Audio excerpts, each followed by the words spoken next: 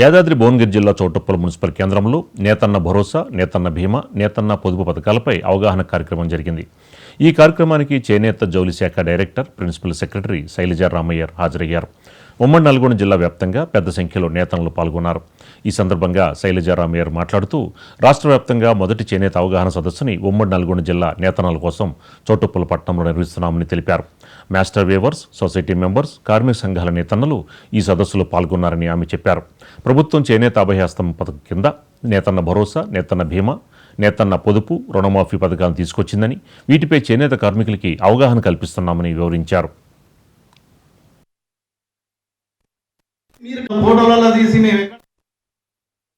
యాదగిరిగుట్ట జిల్లాలకి ఇక్కడ కండక్ట్ చేయడం జరిగింది.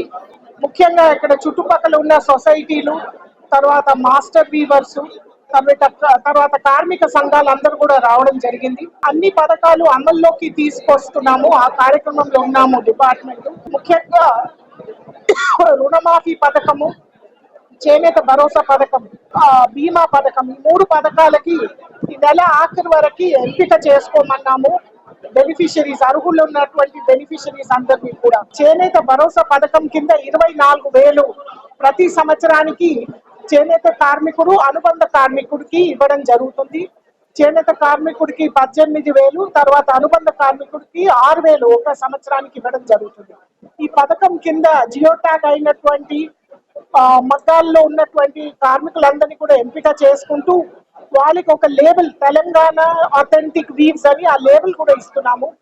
ఈ లేబుల్ ద్వారా మన హ్యాండ్లూమ్ కి ఒక మంచి బ్రాండ్ క్రియేట్ అవుతుందని ఒక ఆలోచనతో ప్రభుత్వం ఇది కూడా చేస్తున్నాము. వీటితో పాటు వాళ్ళకి ఆదాయ సహాయం అనేది డైరెక్ట్ గా ఇట్లా డీబీటీ ద్వారా ఇవ్వడం జరుగుతుంది. చాలా మంది రిక్వెస్ట్ పెట్టేది రుణమాఫీ పథకాన్ని తొందరగా అమల్లోకి తీసుకురావాలని రిక్వెస్ట్ పెట్టారు.